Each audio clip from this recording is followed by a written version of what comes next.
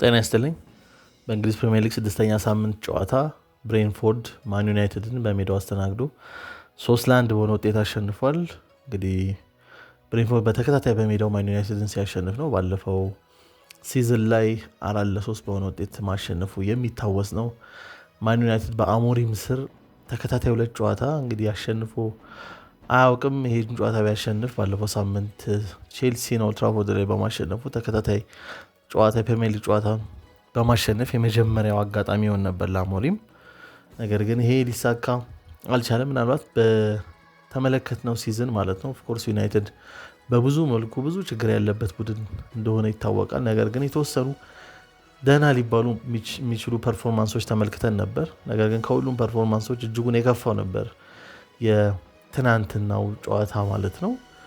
በአብዛኛው በዚህ ሲዝን የተመለከትነው ዩናይትድ ላይ የመጀመሪያ ወደ 15-20 ደቂቃ በጣም ተሽሎ በኢነርጂውም በፊዚካሊቲውም ከፍ ብሎ በደንብ ጫና የሚፈጥር የግብ ዕድሎችን ለመፍጠር የሚሞክር አይነት ሆኖ እንመለከተው ነበር። ያኛውን ጫና ወይም ደግሞ ያን ሰስቴን አድርጎ የመቆየት ትልቅ ችግር ነበረበት። በኋላ ላይ በዛ አጋጣሚ ግቦችን ካላስቆጠረ ጨዋታ ወደ አጋማሽ ሲሄድ ወይ ከአጋማሽ በኋላ በነበሩ ጨዋታዎች ላይ እንቅስቃሴዎች ላይ ደክሞ ነበር የምንመለከተው። በብሬንፎርዱ ጨዋታ ግን ከመጀመሪያው ደቂቃ ጀምሮ ብሬንፎርድ የተሻለው ቡድን ነበረ ማለት ነው። ቀድሞ 2 ግቦችን ያስቆጠረው ብሬንፎርድ ነው።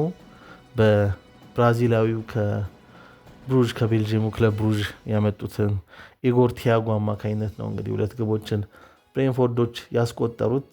በኋላ ላይ ቤንጃሚን ሼሽኮ ለማን ዩናይትድ የመጀመሪያ ግቡን ማስቆጠር ችሏል ማለት ነው። መጀመሪያ አጋማሽ ምናልባት ከዩናይትድ ተጫዋቾች የተሻለ ነገር ለማድረግ ሲሞክር ነበረ ብለን ከጠቀስን ሼሽኮ ነው ልንጠቅስ የምንችለው በመጀመሪያ አጋማሽ ላይ ማለት ነው። 2-1 እረፍት ከወጡ በኋላ በሁለተኛው አጋማሽ ተመሳሳይ የግብ ዕድሎች በተወሰነ መልክ ለመፍጠር ሲሞክሩ ነበር ዩናይትዶች ማለት ነው። በኋላ ላይ ጨዋታው እየገፋ በሄደበት አጋጣሚ ማለት ነው በኮሊንስ በብሪያን ምቤሞ ላይ ጥፋት በመስራቱ ምክንያት ማለት ነው የፍጹም ቅጣት ምት ይሰጣል። የፍጹም ቅጣት አጋጣሚ ምናልባት የግብ የማስቆጠር አጋጣሚን ስለሆነ የከለከለው ቀይ ካርድም ሊያሰጥ የሚችል አጋጣሚ ነበር ብሎ መናገር ይቻላል። ያም ሆነ ኢንሲደንቱ በቫር ታይቶ ለቀይ ካርድ እንደማይሆን ተወስኖ ነገር ግን ፍጹም ቅጣት ምት ተሰጥቶ ብሩኖ ፈርናንዴዝ አማካኝነት ፍጹም ቅጣት ምቱ ተመቶ ኬልኸር መልሶበታል ማለት ነው። ኬልኸር ፍጹም ቅጣት ምት ላይ በጣም ጥሩ ግብ ጠባቂ ነው። ሊቨርፑልና ብሬንፎርድ በነበረባቸው እና አሁን ባለበት አጋጣሚ ማለት ነው በሁሉም ውድድሮች ከ7 ፍጹም ቅጣት ምት አጋጣሚዎች 4ቱን ማዳን ችሏል ማለት ነው። ከ50% በላይ የማዳን ስኬት አለው ማለት ነው። ጥሩ ግብ ጠባቂም እንደሆነ የምናስታውሰው ነው። ሊቨርፑልን በነበረበት አጋጣሚ ምናልባት አሊሰን ስለሆነ ነው እንጂ አንዳንድ ክለቦች ላይ ቋሚ መሆን ይችላል ሲባል የነበረለት ግብ ጠባቂ ነው። ለሁለተኛ ግብ ጠባቂ ደግሞ ምናልባት ፕሪሚየር ሊጉ ላይ ምርጡ ሊባል የሚችል ነው ተብሎ በተደጋጋሚ ሲጠቀስ የነበረ ነው። አሁን የብሬንፎርድ የመጀመሪያ ግብ ጠባቂ ነው ማለት ነው። በብሩኖ ፈርናንዴዝን ፔናልቲ ካዳ ነው በኋላ በመልሶ ማጥቃት የተገኘውን አጋጣሚ እንግዲህ ማቲያስ የንሰን አስቆጥሮ 3ኛ ግብ ብሬንፎርዶች 3-1 በሆነ ውጤት ሊያሸንፉ ችለዋል ማለት ነው። ከጨዋታው በኋላ ሩበን አሞሪም ከተናገረው አንጻር የተወሰነ ነገር ማለት ፈልጋለሁ። ስለዚህ ጨዋታ ሩበን አሞሪም አንድ ከሰጣቸው አስተያየቶች አንዱ እኔ ምናልባት መነጋገር ይመቻል ብዬ ያሰብኩት ማለት ነው እኛ ወደ ጨዋታው ስንመጣ የበለጠ ወይም ጨዋታው ላይ የበለጠ ለብሬንፎርድ እንዲመች አድርገን ነው ስንጫወት የነበረው። ለብሬንፎርድ አጫወት በጣም በሚመች መልኩ ነበር ሜዳ ላይ ፐርፎርም ስናደርግ የነበረው ብሎ ጠቅሷል ማለት ነው። ስለዚህ ይህን ማለቱ ማለት ነው ለብሬንፎርድ የሚመች ማለት ብሬንፎርድ እንግዲህ የበለጠ በጥብቅ መከላከል ከዚህ በፊት የምናውቀው ብሬንፎርድ በተለይ በቶማስ ፍራንክ ስር ማለት ነው የምናውቀው ብሬንፎርድ በካውንተር አጋጣሚዎች ይሄዳል። በተለይ ደግሞ የቆሙ ኳሶችን ለመጠቀም የሚሞክር ቡድን ነው። ረጃጅም ኳሶችን ለመጠቀም የሚሞክር ቡድን ነው ማለት ነው። በቶማስ ፍራንክ ስር ረጃጅም ኳሶችን ለመጠቀም በሚሞክርበት አጋጣሚ ማለት ነው በተለይ እንደ አይቫን ቶኒ አይነት ተጫዋች በነበረበት ጊዜ ሴንተር ፎርዋርድ ላይ እንደ ታርጌት ማንሱን በመጠቀም የመጀመሪያ ኳሶችን በእሱ አማካኝነት በማሸነፍ ሁለተኛ ኳሶችን ደግሞ በእሱ ዙሪያ የሚገኙት እንደ ብሪያን ምቤሞ አይነት ተጫዋቾች እንዲያሸንፉ በማድረግ አይቫን ቶኒ ከሄደ በኋላ ደግሞ እንደ ዋይት ታርጌት ማን በመሆን ደግሞ እንደ ብሪያን ምቤሞ በረጃጅም ኳሶች ሲቀበሉ ነበር የምናስተውለው። ይህን ነገር ነው በተመሳሳይ ሁኔታ አሁንም የምንመለከትበት ረጃጅም ኳሶችን ለመጠቀም የሚሞክር ቡድን ነው። እንግዲህ ኢጎር ቲያጎ ማለት ነው ሞር ፊዚካሊ ረዥም የሆነ ተጫዋች ነው። ፊዚካሊ ስትሮንግ የሆነ ተጫዋች ነው። የመጀመሪያውን ጎል ሲቆጠር ከሄንደርሰን የተሻገረለት ረዥም ኳስ ነው እንግዲህ ይዞ በመሄድ ያን ግብ ማስቆጠር የቻለው ማለት ነው። አሞሪም የተናገረው አስተያየት እንደዚህ አይነት ረዣዥም ኳሶችን ለመጣል ሲሞክሩ እንደነበረ ነው። ይሄ ደግሞ ምን አይነት እድል ይፈጥራል? ሞሮፍ ዲዌሎች ላይ ማሸነፍ ይፈልጋል ማለት ነው። ከብሬንትፎርድ ጋር የሚደረግ ጨዋታ ላይ ያለው አማራጭ የሚሆነው ሁለት ነው። ወይ ዱዌሎችን ማሸነፍ መቻል አለበት ፊዚካሊ ከተጫዋቾቹ ከብሬንትፎርድ ተጫዋቾች ጋር በደንብ ተቋቁሞ አንድ ለአንድ ፍልሚያዎችን ማሸነፍ ያስፈልጋል።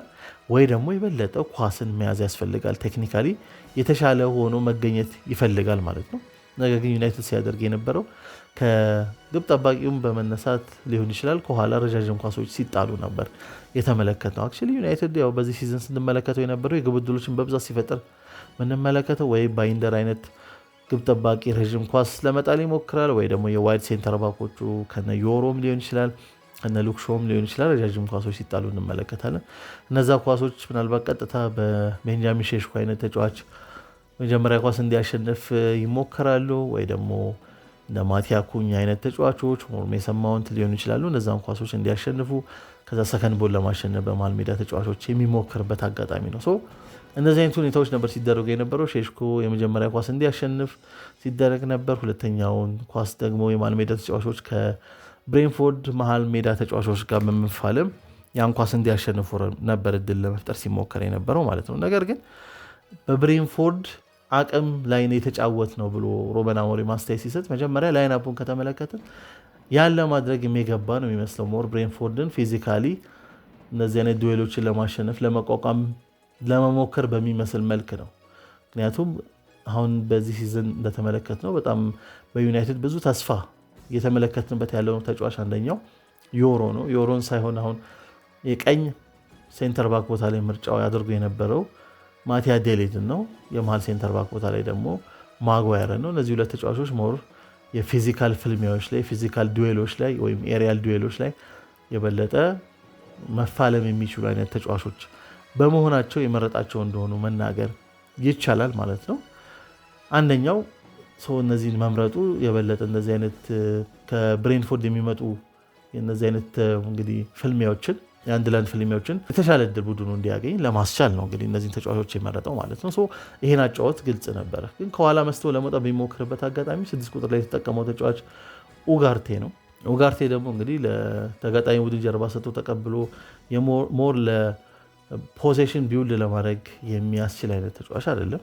ሞር ቴክኒካሊ የሚደነቅ አይነት ተጫዋች አይደለም። ያው የሆነ ቦል ዊኒንግ 6 ቁጥር እንደሆነ የሚታወቅ ነው። ሞሮፍ ተፋላሚ አይነት የሆነ ተጫዋች እንደሆነ የሚታወቅ ነው ማለት ነው። ስለዚህ አሁንም ይህም ተመሳሳይ ለፍልሚ አይነት የተዘጋጀ አይነት ተጫዋች እንደሆነ መናገር ይቻላል ማለት ነው። የበለጠ እንደ ኮቢ ሜኑ አይነት ተጫዋች በኋላ ላይም ተቀይሮ ከገባ በኋላ ኮቢ ሜኑ በተወሰነ መልክ ኳሱ ላይ ዩናይትድ ኳሱን ይዞ በተወሰነ መልክ ስንመለከተው ነበር ማለት ነው። የተሻለ ቴክኒካል ኮንትሮል የምንመለከተው እንደ ኮቢ ሜኑ አይነት ተጫዋች ስብስብ ውስጥ ሲኖር ነው ማለት ነው።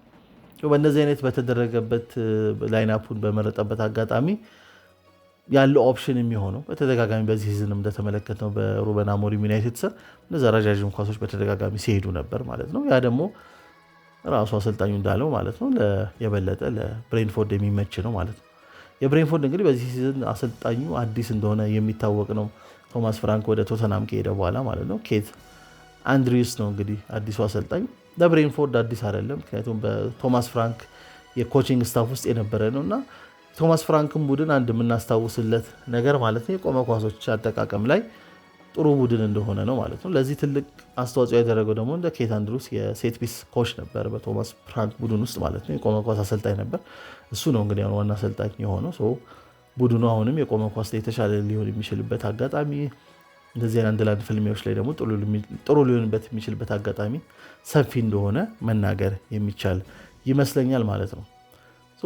ከዚህ አንጻር አሁን ዩናይትድ ስለነበረው ሊያደርግ ስለነበረው ነገር እና ብሬንትፎርዶች ባጸፋው ሊያደርጉ ስለነበረው ነገር ስንመለከት ማለት ነው ዩናይትድ ያው በተደጋጋሚ እንደተመለከት ነው ከኳስ ውጭ የሚኖረው ቅርጽ ማለት ነው በአብዛኛው የ5-2-3 አይነት ቅርጽ ነው። በተለይ ደግሞ በክፍት ጨዋታ ጊዜ ዩናይትድ ከጎል ኪክ የበለጠ ጫና ለመፍጠር ሲሞክር በብዙ ጊዜ እናስተውለዋለን። የተሻለው ነው የምናገኘው ከኳስ ውጭ ተጋጣሚ ቡድን ከኋላ ከጎል ኪክ ለመውጣት በሚሞክርበት አጋጣሚ ነው። ነገር ግን በክፍት ጨዋታ ከኳስ ውጭ በሚሆንበት አጋጣሚ የበለጠ ክፍተቶች የሚስተዋልበት ቡድን ነው። 5ቱ ተጫዋቾች ማለት ነው ዊንግ ባኮች ወደኋላ ተመልሰው የበለጠ ሞር ዲፌንሲቭ የሆነ ሼፕ ይኖረዋል። ከነሱ ፊት 2ቱ የመሃል ሜዳ ተጫዋቾች ይኖራሉ። እንግዲህ 2ቱ ፒቮቶች ብሩኖ ፈርናንዴዝ እና በዛሬው ጨዋታ እንደ ኡጋርቴ ማለት ነው። ከነሱ ፊት ደግሞ ሞር አይዞሌትድ ሆኑ 3ቱ ተጫዋቾች ይኖራሉ ማለት ነው። ሞር የማጥቃት ባህሪ ያላቸው ተጫዋቾች ከዚህ በቀደም ስናስተውል የነበረውም የበለጠ ጫና ለመፍጠር ፕረስ ለማድረግ ሲሞክሩ ፊት ለፊት መስመር ላይ ያሉ 3ቱ ተጫዋቾች ነገር ግን በክፍት ጨዋታ ይህን ለማድረግ በሚሞክሩበት አጋጣሚ በመካከላቸው በጣም ሰፊ ስፔስ በመኖሩ በቀላሉ ባይፓስ ሲደረጉ ተመልክተናል ማለት ነው። ብሬንፎርድ በትናንትናው ጨዋታ ላይ አንድ ያደረገው ነገር ምንድነው? አብዛኛው በባክስትሪ እና ወይ ደግሞ አንዳንዴ ደግሞ ወደኋላ ሲያፈከፍክ ቡድን ደግሞ ሞሮፍ ባክ ፋይቭ ሆኖ በግልጽ የምንመለከተው ቡድን ነው። በዛሬው ጨዋታ ላይ ግን ሞሮፍ ባክ ፎር ነው የተመለከተው ብሬንፎርድ ማለት ነው። ምክንያቱም ዩናይትድ ፍሮንት ትሪ ነው ያለው ፊት ለፊት መስመር ላይ። ስለዚህ አንድ ተጫዋች አድቫንቴጅ ይኖረዋል ብሬንፎርድ፣ ከዛ በተጨማሪ ደግሞ ግብ ጠባቂ ይኖረዋል ማለት ነው። የቁጥር አድቫንቴጅ ይኖረዋል። ከኋላ ለመጀመሪያ ቢልዳ ፌዝ ለመውጣት አይቸገርም ቡድኑ ማለት ነው። ከዛ ይህን ካደረገ በኋላ የመጀመሪያውን ፌዝ ካለፈ በኋላ እነዚህ 3 ተጫዋቾች ባይፓስ ካደረገ በኋላ ሌላኛው የሚሆነው መሀል ሜዳ ላይ የሚገኙት 2ቱ ፒቮቶች ናቸው። 2ቱ የነበሩት ሄንደርሰን እና ያርሙሉክ ናቸው ማለት ነው። 2ቱ የብሬንፎርድ ፒቮቶች የነበሩት። ከዛ በተጨማሪ ግን ዳምስጋርድ ማለት ነው ወደኋላ ድሮፕ ያደርጋል እና 3ኛ የመሀል ሜዳ ላይ እናገኘዋለን። ሞሮፍ የ4-3-3 አይነት ቅርጽም ይኖራል። በአብዛኛው 4-2-4 ቅርጽ ብንመለከትባቸውም ከኳስ ጋር ደግሞ መስርተው ሲወጡ በተለይ ደግሞ ኳሱ የመጀመሪያውን ፌዝ አልፎ በሚሄድበት ጊዜ ዳምስጋርድ ወደኋላ ድሮፕ በማድረጉ 3 ይሆናሉ መሀል ሜዳ ላይ። ዩናይትድ ግን በብሩኖ ፈርናንዴዝ ነው ኡጋርቴ ብቻ ነው የሚሆኑት መሀል ላይ። ስለዚህ እዚህ ጋር ኒውሜሪካል አድቫንቴጅ የሚወስደው ብሬንፎርድ ነው ማለት ነው። ከዛ የበለጠ ኒውሜሪካል አድቫንቴጅ ዩናይትድ የሚኖረው ከኋላ መስመር ላይ ነው ማለት ነው። የበለጠ ዲፌንሲቭ ሰርዶ አካባቢ ነው። ዊንግ ባኮቹም አት ሴም ታይም 3 ሴንተር ባኮች ስለሚኖሩ 5 ይሆናሉ። ብሬንፎርዶች ደግሞ ምናልባት 3 የሚሆኑበት ወይ አንዳንዴ 4 የሚሆኑበት ዳምስጋርድ ሲቀላቀላቸው 4 የሚሆኑበት አጋጣሚ ነው ያለው። የቁጥሩ አድቫንቴጅ ዩናይትድ ጋር ነው የሚኖሩ። አትሊስት ዩናይትድ በዚህ መልክ በጣም ቱ ዲፌንሲቭ የሆነ አይነት ሼፕ ምክንያቱም 5 ከኋላ ኖሮ በአብዛኛው ብሬንፎርድ 3 በሚሆንበት አጋጣሚ የበለጠ አንድ ተጫዋች ቀንሶ የበለጠ የመሃል ሜዳ ተጫዋች ወይ ፊት ለፊት መስመር ላይ ቁጥር ጨምሮ ወደፊት የበለጠ ጫና ለመፍጠር ከመሞከር ይልቅ ወደኋላ ፈግፍጎ በጣም ቱ ዲፌንሲቭ የሆነ አፕሮች ነው ያለው ማለት ነው። እንደዛም ከሆነ ከነዚህ 5ቱ ደግሞ ፊት ለፊት መዘንጋት የሌለብን ኡጋርቴ ያለ የበለጠ ቦል ዊኒንግ 6 ቁጥር ማለት ነው። መከላከሉ በጣም ጠንካራ መሆን አለበት ብዬ አስባለሁ። ነገር ግን እንደዛም ሆኖ አናስተውለው።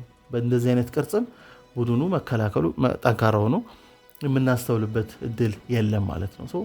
ይሄ ተደጋጋሚ ሲገለጽ የነበረ ነው። ይሄ ከኳስ ውጭ ያለው ቅርጽ የዩናይትድ ቅርጽ እጅጉን ብዙ የሚያጠያይቅ ነው። ምናልባት ሩበን አሞሪም በጣም ትልቁ ምናልባት ድክመት ልንል የምንችለው በክፍት ጨዋታ ጊዜ ያለው የቡድኑ ከኳስ ውጭ ያለው ቅርጽ ይመስለኛል ማለት ነው። በዛሬው ጨዋታ ላይም ፊት ለፊት መስመር ላይ ያሉት ያን ያህል ብዙ ጫና ሲፈጥሩ አልተመለከትንም። ምክንያቱም ቀድሜ እንደጠቀስኩት ብሬንፎርዶች የበለጠ ቁጥር ብልጫ ስለነበራቸው ጫና ፈጥረው ፕረስ አድርገው ኳስ ለማስጣል የሚችሉበት አጋጣሚ አልነበረም ማለት ነው በዩናይትድ በኩል ማለት ነው። እና ይሄ የቡድኑ ቅርጽ የቡድኑ እንግዲህ አሁን ተደጋጋሚ እየተባለ ነው። በተወሰነ መልክ አሰልጣኙ አዳፕት ማድረግ አለበት። የተወሰኑ ታክቲካል ትዊኮች ያስፈልጋሉ። ሁልጊዜም በተመሳሳይ መንገድ መቅረብ የለበትም ተብሎ በተደጋጋሚ ሲጠቀስ ነበር። ባሳለፍነው ሳምንት ላይ ይመስለኛል ስለ አሁን ከረንትሊ ስላሉት እንግሊዝ ፕሪሚየር ሊግ ቡድኖች ሲጠቀስ ከሁሉም አሁን ከ20ዎቹ የእንግሊዝ ፕሪሚየር ሊግ ቡድኖች ጥቂት የሆኑ ታክቲካል ትዊኮች በጨዋታ ላይ ማለት ነው። ሙሉ ለሙሉ ፎርሜሽን ይቀይር አይደለም ጉዳዩ። በ3 ሴንተር ባክ ለምን ይጫወታል ሳይሆን በ3 ሴንተር ባክ የሚጫወት ቡድን አቀራረቡ ብዙ ነው።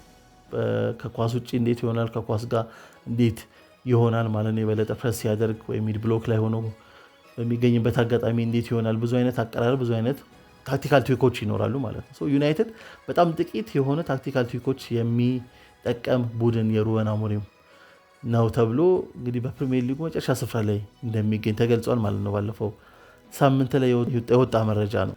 አትሊስት ተጫዋቾቹ ቤዚክሊ ለእንደዚህ አይነት አጫወት የማይሆኑ አይነት ተጫዋቾች እንደሆኑ በብዙ መልኩ እያስተዋለን ነው።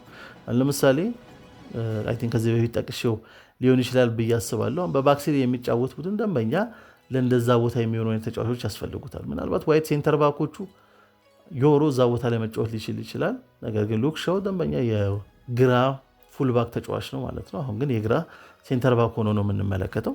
ሞር ኮምፈርተብል የሚሆኑበት ቦታ ላይ ሳይሆን የግራ ሴንተር ባክ ቦታ ላይ የምንመለከተው። ነገር ግን ያን በጣም የከፋ አይደለም። አንዳንዴ ጥሩ ነገርም የሚያሳይበት አጋጣሚ አለ። ይሄን እንኳን ይሁን ብለን ብናልፍ ማለት ነው። መሀል ላይ ስንመጣ ደግሞ ብሩኖ ፈርናንዴዝ የበለጠ የ10 ቁጥር ተጫዋች ነው እንጂ እንደ 8 ቁጥር የሳጥን ተጫዋች አይደለም።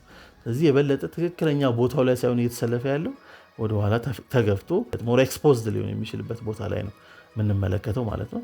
ደንበኛ 6 ቁጥር ሞር አትሌቲክ የሆነ ብዙ ግራውንዶችን ከቨር ሊያደርግ የሚችል ጥሩ ቦል ኬሪየር፣ ቦል ሪቴነር ያስፈልጋል ማለት ነው። እንደዚህ አይነት ተጫዋቾች አይደሉም ኡጋርቴም ሆኖ አደሴም ታይም ደግሞ ካሴሜሮ ማለት ነው።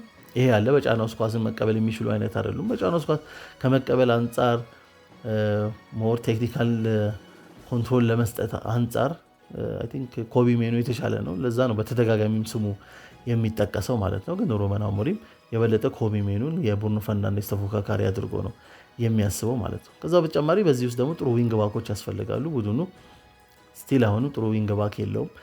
የዶርጉን እንቅስቃሴዎች አንዳንድ የምንመለከት ማለት ነው። ዶርጉ የሚገኝባቸው አንዳንድ ቦታዎች ሌሎች ቡድኖች ላይ የምንመለከታቸው እንደ ኤዚ አይነት ተጫዋቾች የሚገኙበት ቦታ ላይ ነው። ከቦታ አንጻር ከተመለከት ነው ግብ ለማስቆጠር በጣም ሊረዳ የሚችል ወሳኝ ቦታዎች ላይ ይገኛል ማለት ነው ዶርጉ። ነገር ግን መዘንጋት የሌለብን ደንበኛ የግራ ፉልባክ ተጫዋች ነው።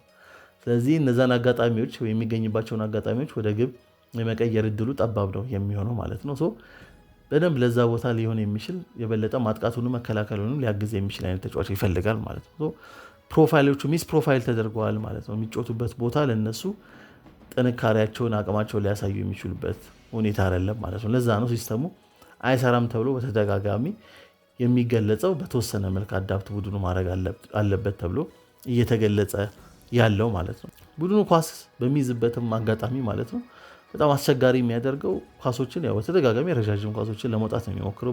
በግብ ጠባቂውም ረዥም ኳስ ተልኮ ለሼሽኮ ፈርስት ቦል አሸንፎ ሰከንድ ቦል ደግሞ የመሀል ሜዳ ተጫዋቾች ወይ በዙሪያ ያሉት ኢንሳይድ ፎርዋርዶች እንዲያሸንፉ ነው ድል ለመፍጠር የሚሞክረው ማለት ነው። ምክንያቱም ሞር በቢልድ አፕ ፖሴሽን ለመውጣት ሊሞከር ቢባልም ያን ለማድረግ የሚያስችል ተጫዋቾች ከፊት ለፊት የሉ ማለት ነው።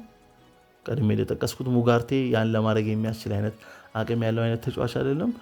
እንግዲህ ብሩኖ ፈርናንዴዝ ትክክለኛ ቦታው ላይ የሚገኝ ተጫዋች አይደለም ማለት ነው። ፊት ለፊት መሰል ላይ ያሉ 3 ተጫዋቾች ደግሞ የበለጠ ሞር አይዞሌትድ ናቸው። ለዛ ነው እንደነ ኩኛ አይነት ተጫዋቾች ድሮፕ አድርገው በራሳቸው ብቃት በግለሰብ ብቃት አማካኝነት ሞር ኳስ ተሸክመው ወደፊት ለመሄድ የሚሞክሩት ማለት ነው። እና ቡድኑ ሞር ኦፍ ከሲስተም አንጻር በጣም ብዙ ችግር ያለበት ነው። ነገር ግን ኢንዲቪጁዋሊም ተጫዋቾች የሚሰሩት ስህተት አለ። ያው የፍጹም ቅጣት ምት መሳት አንደኛው ነው። ፍጹም ቅጣት ምቱ ከመመታቱ በፊት የሆነ ያህል ደቂቃዎች ፈጅቷል።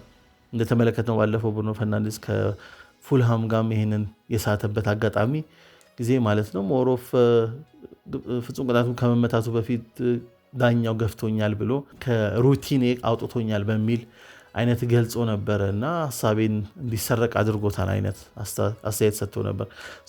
ፍጹም ቅጣቱ እንደተገኘ ቶሎ ብሩኖ ፈርናንዴዝ ካልመታ የበለጠ አይ ቲንክ ብዙ አይነት ጥያቄዎች አይምሮ ላይ ይመላለሳሉ ማለት ነው። እና ቫር በመሀል ኢንቮልቭ አድርጎ ስለነበር ወደ 4 ደቂቃ የሚሆን በጣም ሆልድ ተደርጎ ነበር ኳሱን ከመምታቱ በፊት ማለት ነው። የተለያዩ ቴክኒኮችን እየተጠቀመ ያለው ተመሳሳይ ቴክኒክ አይደለም እና ኬልኸር ኳሱን ሊያድንበት ችሏል ማለት ነው።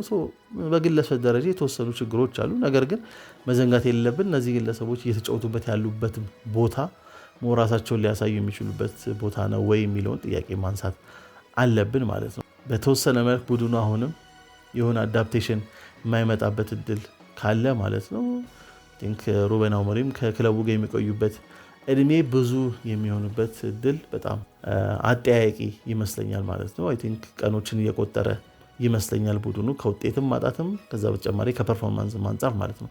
አንድ ሲባል የምንሰማው ነገር ቡድኑ ብዙ ኤክስጂ በማስመዝገብ ሲዝኑ ቀዳሚው ማን ዩናይትድ ነው። ብዙ ሹቶችን በማድረግ ሙከራዎችን በማድረግ በተመሳሳይ ዩናይትድ ነው ተብሎ ይጠቀሳል ማለት ነው። አንዳንድ ቁጥሮች እየተጠቀሱ ማለት ነው። ነገር ግን ይሄ ነገር ሙሉ ለሙሉ የቡድኑ ያለበትን ሁኔታ ኦፍኮርስ ፐርፎርማንስ ጥሩ ሊሆን ይችላል። ነገር ግን ፐርፎርማንሱ እነዚህ አይነት ቁጥሮች የመጡት በምን አይነት መንገድ ነው የሚለውንም ማስተዋል ያስፈልጋል ማለት ነው። አብዛኛው የግለሰቦች ብሪሊየንስ ማለት ነው እነዚህ አይነት እድሎች እየፈጠሩ ነው። ተመሳሳይ የሆነ አካሄድ ወደፊት የሚደረግ አካሄድ በተደጋጋሚ እናስተውላለን ማለት ነው። ቡድን ውስጥ ደግሞ ኳሊቲ ሲጨመር በተወሰነ መልክ ቁጥሮች የመሻሻል እድላቸው ሰፊ ነው። ለምሳሌ ባለፈው ሲዝን ላይ በግራ በኩል ኢንሳይድ ፎርዋርድ ላይ ጋርናቾን ከመጠቀምና ማቲያ ኩኛ አይነት ተጫዋችን ከመጠቀም የኳሊቲ ልዩነት ስለሆነ የኳሊቲ እድገት ስላለው ማለት ነው በተወሰነ መልክ ማጥቃቱ ላይ መሻሻሉ ምንም ጥያቄ የለውም ማለት ነው። አንዳንድ ቁጥሮች ደግሞ የሚገኙበትን መንገድ ለምሳሌ የትናንቱን ጨዋታ ብንመለከት በኤክስጂ አሁንም ዩናይትድ ነው የተሻለው በጨዋታው ላይ ማለት ነው። የተወሰነ ልዩነት አለው። ዩናይትድ ከ2 በላይ ነው ኤክስጂ የነበረው 2.02 2.03 አካባቢ፣ ብሬንትፎርድ ደግሞ 1.99 ነው። ነገር ግን ከዚህ ከ2.02 ኤክስጂ ላይ ዩናይትድ ማለት ነው ኦልሞስት አንድ የሚሆነው ኤክስጂ የተመዘገበው ሼሽኮ ግቡን ሲያስቆጥር በመጀመሪያ በጭንቅላቱ ሞከረ፣ ተመለሰበት በኬይለር ሲመለስ ኳሱ ድጋሚ በእግሩ ሞከረው፣ በቀኝ እግሩ ተመሳሳይ ኬይለር መለሰበት፣ በሶስተኛው በግራ እግሩ ነው ያስቆጠረው። ስለዚህ እነዚህ የተመለሱ ኳሶች እያንዳንዳቸው ወደ 0.3 አይነት ኤክስጂ ያላቸው እነዚህ ተደምሮ ነው ወደ አንድ የመጡት። አንዳንዴ ኤክስጂዎቹ ሲቆጠሩ የተገኙበትን አጋጣሚም ግምት ውስጥ መክተት ያስፈልጋል ማለት ነው። ፕላስ ደግሞ ወሳኙ ድሎችን ማስመዝገብም ይሆናል ማለት ነው። ሞመንተምን መገንባት ያስፈልጋል ማለት ነው። ድልን ካስመዘገበ በኋላ ዩናይትድ ድል ይዞ መቀጠል አለበት። በተወሰኑ አጋጣሚ የመጀመሪያ ደቂቃዎች ላይ ቡድኑ የተሻለ ቢመስልም እነዛን ሰስቴን አድርጎ ፕሬርን ሰስቴን አድርጎ ይዞ መሄድ መቻል አለበት። በተለይ ደግሞ ስትራክቸር ዋይዝ የተለያዩ አቀራረቦችን መሞከር አለበት። ዩናይትድ ለማጥቃትም ለመከላከልም በጣም የሚመች ቡድን ነው፣ የሚቀል ቡድን ነው ማለት ነው። ፉልሃሞችን ባለፈው የፉልሃሙ አሰልጣኝ ማለት ነው ማርኮ ሲልቫ ሲናገር የነበረው ዩናይትድ መሀል ሜዳ ላይ የቁጥር አድቫንቴጅ ማግኘት ወሳኝ እንደሆነ በማመናችን የኢዮቢን ማለት ነው የበለጠው ድሮፕ እንዲያደርግና ወደ መሀል ሴንትራል እንዲገባ በማድረግ የቁጥር አድቫንቴጅ እንድናገኝ ሆነናል ብሏል ማለት ነው። ፉልሃም 3 ሲሆኑ ዩናይትዶች 2 ፒቮቶች ነበሩ። በቁጥር አድቫንቴጅ እየተወሰደባቸው ነበር በቀላሉ ፉልሃሞች የዩናይትድ ግብ አካባቢ ሲገኙ የነበረው ማለት ነው። በተመሳሳይ ቁጥር አድቫንቴጁን ያን ሲጠቀሙ ነበር። ያለ ወትሮ ነው እንግዲህ ይሄ ኬት አንድሪውስ በ3 ሴንተር ባክ የሚጫወት ቡድን ወይ በባክ 5 ሊጫወት የሚችል ቡድን በባክ 4 አድርጎ ሞሮፍ 4-3-3 በአንዳንድ አጋጣሚዎች ስንመለከትበት ነበር። 3 መሀል ላይ ያደረገበት ምክንያት ዩናይትድን በቁጥር ለመብለጥ በሚል ማለት ነው እና ዩናይትድን ለመቅጠም ለመዘጋጀት የሚመች ቡድን ነው። አደሴም ታይም ደግሞ ቡድኑም ለማጥቃት በሚሞክርበት አጋጣሚ ያንን ለመከላከል ያን አስቸጋሪ ያልሆነ ቡድን ነው ማለት ነው። የዩናይትድን ማጥቃት ለመከላከል ማለት ነው ግለሰቦች የሆነ ልዩነት ለመፍጠር ከሚሞክሩበት አጋጣሚ ውጪ ስትራክቸር ዋይዝ ቡድኑን ለመቅጠም የሚመች ቡድን፣ ማጥቃቱን ለመከላከል የሚመች ቡድን ሆኖ ነው የምንመለከተው ማለት ነው። ኤኒዌይ ጨዋታው ሱስላን ተጠናቋል። እንዴት አያችሁት ጨዋታውን? እስኪ ሀሳባችሁን በኮሜንት መስጫ ላይ አስቀምጡልኝ። በተረፈ ላይክ፣ ሼር፣ ሰብስክራይብ እያደረጋችሁ ስለምታደምጡኝ አመሰግናለሁ። መልካም ጊዜ